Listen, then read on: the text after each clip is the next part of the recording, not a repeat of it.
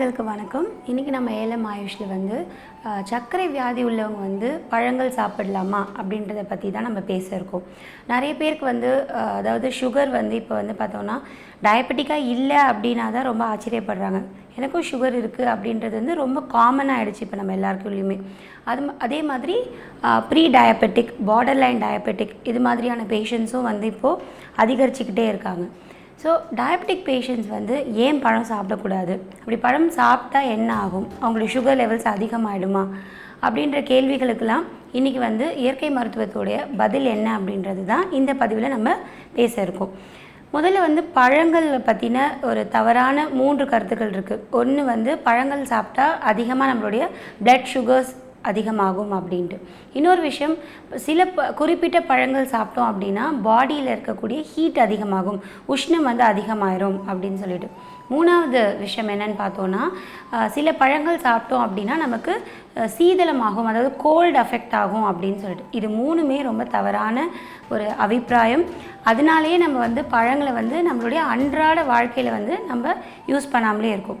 அதே மாதிரி பழம் அப்படின்னா வாழைப்பழம், ஆப்பிள் மட்டும்தான் நமக்கு வந்து காமனாக சின்ன வயசுலேருந்து எல்லாருக்குமே வீட்டில் கிடைக்கக்கூடிய ஒரு பழமாக நம்ம வச்சுருக்கோம். நமக்கே ஒரு சேயிங் இருக்குது, an apple a day keeps a doctor away அப்படின்னு சொல்லிட்டு. ஆப்பிள் கண்டிப்பாக தேவை தான், ஏன்னா விட்டமின் ஏ, ஃபைபர், நிறைய நல்ல விஷயங்கள் ஆப்பிளில் இருக்குது. பட் அதை தாண்டிலையுமே நமக்கு சீஸ்னல் ஃப்ரூட்ஸ், அதாவது நம்மளுடைய இந்தியா பொறுத்த வரைக்கும் நிறைய நமக்கு சீசன்ஸ் வந்து மாறுபட்டுக்கிட்டே இருக்கும்.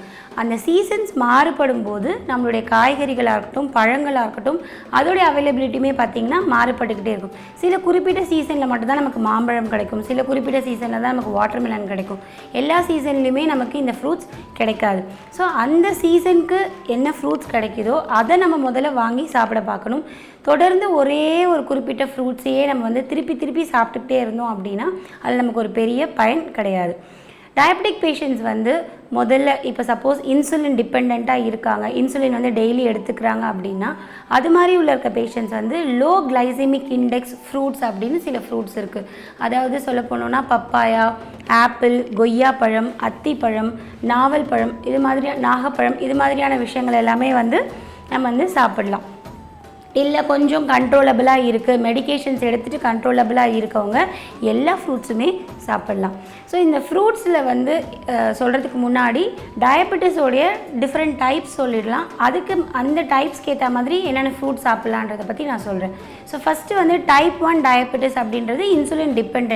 டோட்டலாகவே நம்ம உடம்புல வந்து இன்சுலினோட செக்ரீஷன் இருக்காது. டைப் 2ல் பார்த்தோம் அப்படின்னா இன்சுலின் செக்ரீட் ஆகும், பட் நம்ம பாடியால் அந்த இன்சுலின் செல்ஸையை சுகரால் அதை அப்டேக் பண்ணிக்க முடியாது. இதில் இன்னொரு 2 டைப் இருக்குது, juvenile diabetes and gestational diabetes. சின்ன குழந்தைங்களுக்குமே வந்து பிளட் சுகர்ஸ் அஃபெக்ட் ஆகும், that is called as juvenile diabetes. Gestational diabetes அப்படின்றது ப்ரெக்னென்சியில், அதாவது ஒரு பெண் வந்து கருவுற்றிருக்கிற சமயத்தில் மட்டும் அவங்களுடைய சுகர் லெவல்ஸ் அதிகமாக இருக்கும். டெலிவரி முடிச்சதுக்கப்புறமா அவங்களுடைய சுகர் லெவல்ஸ் எல்லாமே நார்மல் ஆகிடும். ஸோ இது மாதிரி நிறைய டைப்ஸ் ஆஃப் டயபெட்டிஸ் நம்ம பார்த்துட்ருக்கோம். டயபெட்டிஸ் வந்து இட்ஸ் எ நான் கம்யூனிகபிள் டிசீஸ். பட் நம்மள அந்த நான் கம்யூனிகபிளாக இருந்தாலும் நமக்கு நம்மளுடைய முக்கியமான உள்ளே இருக்கக்கூடிய எல்லா ஆர்கன்ஸையுமே சரியாக நம்ம சுகர் லெவல்ஸை மெயின்டைன் பண்ணாமல் விட்டுட்டோம் அப்படின்னா மெயின் ஆர்கன்ஸாக இருக்கக்கூடிய கண், கிட்னி, ஈவன் நம்மளுடைய பாதம், மற்ற லிவர், மற்ற எல்லா ஆர்கன்ஸையுமே போய் அது அஃபெக்ட் பண்ண ஆரம்பிச்சிடும். ஸோ இப்போ டயபெட்டிஸ் அப்படின்னு முடிவாயிடுச்சுனாலே நான் கண்டிப்பாக மாத்திரை ஃபுல்லாக சாப்பிட்டுக்கிட்டே இருக்கணும், என்னுடைய லைஃப் டில் மை டெத் வந்து நான் மாத்திரை சாப்பிட்டுக்கிட்டே இருக்கணும் அப்படின்றது கிடையவே கிடையாது. டயபெட்டிஸை நம்மளால் ரிவர்ஸ் பண்ண முடியும். இயற்கை மருத்துவத்தை வந்து நீங்கள் அணுகி யோகா பயிற்சி, ப்ராப்பரான டயட், அதுக்குன்னு சில இயற்கை மருத்துவ ட்ரீட்மெண்ட்ஸ் எல்லாமே இருக்குது. ஹைட்ரோதெரப்பியில் கேஸ்ட்ரோ ஹெப்பாட்டிக் பேக் அப்படின்ற ஒரு பேக்கே வந்து நம்மளுடைய பேங்க்ரியாஸை ரெஜுனேட் பண்ணுற அளவுக்கு நிறைய பிரான்ச்சஸ் ஆஃப் ட்ரீட்மெண்ட்ஸ் வந்து இயற்கை மருத்துவத்தில் இருக்குது. So diabetes is a reversible disease. அதுக்கு வந்து நம்ம ALM ஆயுஷை வந்து நீங்கள் அணுகுனீங்க அப்படின்னா அதுக்கான பரிசோதனைகள் என்ன, அதுக்கான மருத்துவ சிகிச்சை முறைகள் என்ன அப்படின்றத நம்ம இன்னும் விரிவாக தெரிஞ்சுக்கலாம். ஸோ இப்போ பழங்களுக்கு வரும்போது பார்த்தோம் அப்படின்னா மொத்தமாக ஒரு 8லேருந்து 10 பழங்கள் வந்து டயபெட்டிக் பேஷண்ட்ஸ் வந்து சாப்பிட்லாம். ஃபஸ்ட்டு பழம் அப்படி என்னன்னு பார்த்தோம் அப்படின்னா மாதுளைப்பழம். நிறைய பேர் வந்து மாதுளைப்பழத்தை வந்து ஸ்கிப் பண்ண ஆரம்பிப்பாங்க. டயபெட்டிக் பேஷண்ட் ஜென்ரலாகவே கொஞ்சம் அனிமிக்காக இருப்பாங்க. அது மட்டும் இல்லாமல் அவங்க பாடியில் வந்து இந்த ஃப்ரீ ரேடிக்கல்ஸ் வந்து அதிகரிச்சுக்கிட்டே போகும். ஸோ மாதுளம்பழம் வந்து அவங்க ரெகுலராக எடுத்துக்கிட்டாங்க அப்படின்னா ஆன்டி ஆக்சிடென்ட்ஸ், அதாவது நம்ம பாடியில் இருக்கக்கூடிய இந்த ஃப்ரீ ரேடிக்கல்ஸை வந்து எராடிகேட் பண்ணிடும். அதில் இருக்கக்கூடிய இந்த ஃபைட்டோஃபினால்ஸ் வந்து அனிமிக் வராமையும் நம்மளுக்கு ஹெல்ப்ஃபுல்லாக இருக்கும். அதே மாதிரி அந்த இன்சுலின் சென்சிட்டிவிட்டிக்குமே வந்து ரொம்ப ஹெல்ப்ஃபுல்லாக இருக்கும். அதுக்கடுத்து என்ன பழம் அப்படின்னு பார்த்தோன்னா திராட்சை. ஸோ திராட்சையில் இருக்கக்கூடிய ஃபைட்டோஃபினால்ஸ் வந்து நமக்கு கேன்சர் செல்ஸையுமே ஃபைட் பண்ணும். At the same time diabetic பேஷண்ட்டுக்கு ரொம்ப ரொம்ப ஹெல்ப்ஃபுல்லாக இருக்கும். நிறைய பேர் திராட்சையை வந்து சீட்லெஸ்ஸாக சாப்பிடுவாங்க.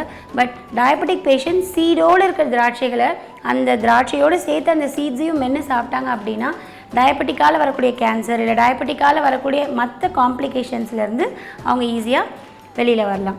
மூணாவது பழம் என்ன அப்படின்னு பார்த்தோன்னா பப்பாயா வந்து நாட் ஓன்லி ஃபார் டயபெட்டிஸ், சின்ன குழந்தைங்கள்லேருந்து வயதானவர்கள் வரைக்கும் பப்பாயா வந்து எல்லாருமே சாப்பிடலாம். ஏன்னா அதுவுமே வந்து பார்த்திங்கன்னா நம்ம பாடியில் டெபாசிட் ஆகக்கூடிய ஃபேட்டை வந்து ஈஸியாக பேர்ன் அவுட் பண்ணக்கூடிய ஒரு ப்ராப்பர்ட்டி பப்பாயாவில் இருக்குது. ஏன்னா பப்பாயாவுக்கு வந்து நிறைய பேருக்கு மிஸ்கன்செப்ஷன், பப்பாயா சாப்பிட்டா உடம்பு சூடாகிடும், பப்பாயா சாப்பிட்டா ஈவன் அபார்ஷன் வரைக்கும் போகுன்ற பயம் நிறைய பேர்கிட்ட இருக்குது. ஸோ அதனாலே பப்பாயா நிறைய பேர் வாங்கி சாப்பிட மாட்டாங்க, ஏஜ்டு பீப்புள் தான் சாப்பிடுவாங்க. பட் பப்பாயாவில் நிறைய நார் சத்து இருக்குது. ஸோ கான்ஸ்டிபேஷனை ரிலீவ் பண்ணும். டயபெட்டிக் பேஷண்ட்ஸுக்கு வந்து பெஸ்ட்டு நர்வ் டானிக், இந்த நியூரோபதிக்கெலாம் வந்து உங்களுக்கு ஒரு நல்ல தீர்வாக இருக்கும். அதுக்கடுத்த பழம் என்ன அப்படின்னு பார்த்தோன்னா ஆப்பிள். இந்த ஆப்பிளையும் கிரேப்ஸையும் நம்ம ஒன்றா சேர்ந்து சாப்பிட்டோம் அப்படின்னா டயபெட்டிக் பேஷண்ட்டுக்கு ரொம்ப எக்ஸலண்ட்டாக ஒர்க் ஆகுது அப்படின்னு சொல்லிட்டு அமெரிக்கன் ஜேர்னல் ஆஃப் கிளினிக்கல் நியூட்ரிஷனில் ஒரு ரிசர்ச்சே ப்ரூவ் ஆகிருக்கு. டைப் 2 டயபெட்டிஸ் ரிஸ்கில் இருக்கவங்களுக்குமே அது ப்ரிவெண்ட் ஆகும். At the same time borderline diabetic பேஷண்ட்ஸ்க்கு வந்து அது பிளட் சுகர் லெவல்ஸ் வந்து நல்ல ஒரு பிளட் சுகர் லெவல்ஸோடைய இன்க்ரீஸ் ஆகாமல் நல்ல ஒரு டிக்ரீஸ் ஆகி ஒரு ஆப்டிமம் அந்த பிளட் சுகர் லெவல்ஸை வந்து மெயின்டைன் பண்ண ஆரம்பிக்குது. ஸோ அதுக்கடுத்த பழம் என்ன அப்படின்னு பார்த்தோம் அப்படின்னா ஆரஞ்சில் வந்து பார்த்திங்கன்னா நிறைய ஃப்ளேவனாய்ட்ஸ் இருக்குது. அது மட்டும் இல்லாமல் it's rich in anti accident. So நமக்கு டயபெட்டிக்கில் ஜென்ரலாகவே நம்மளுடைய இம்யூன் சிஸ்டம் அந்த ஃப்ரீ ரேடிக்கல்ஸ் அதிகமாக இருக்கிறதுனால எல்லா சிட்ரஸ் ஃப்ரூட்ஸுமே எடுத்துக்கலாம். ஆரஞ்சஸ், சாத்துக்கொடி, கமலா ஆரஞ்சு இதெல்லாம் அந்த சீசனில் கிடைக்கும் போது நம்ம வாங்கி சாப்பிட்டோம் அப்படின்னும் போது நம்ம பாடியில் நம்ம நிறைய மெடிகேஷன் சாப்பிட்டு நம்ம பாடியில் நிறைய டாக்ஸின்ஸ் இருக்கிறத வந்து ஃப்ளஷ் அவுட் பண்ணுறதுக்கு ரொம்ப ஹெல்ப்ஃபுல்லாக இருக்கும். ஸோ அந்தந்த சீசனில் கிடைக்கக்கூடிய பழங்கள், இப்போ நான் உங்களுக்கு சொன்ன பழங்கள் லைக் மாதுளை, திராட்சை, பப்பாயா, அதே மாதிரி கொய்யாப்பழம்லாம் வந்து டயபெட்டிக் பேஷண்ட்டுக்கு நார் சத்து அதிகமாக வேணும், ஃபைபர் கண்டென்ட் அதிகமாக வேணும் அப்படின்றவங்க கொய்யாப்பழம் நிறைய எடுத்துக்கலாம். அதுவுமே கான்ஸ்டிபேஷனுக்கு ரொம்ப ரிலீவ் பண்ணுறதுக்கு ரொம்ப ஹெல்ப்ஃபுல்லாக இருக்கும். அதே மாதிரி ஆரஞ்சஸ், கமலா ஆரஞ்சு, சாத்துக்கொடி இது மாதிரியான பழங்களெல்லாம் சாப்பிட்டுட்டு நம்ம சர்க்கரை நோயே வந்து நம்மளால் முறியடிக்க முடியும். வேறோட மருத்துவ தகவலோடு உங்களை மீண்டும் சந்திக்கிறேன். நன்றி, வணக்கம்.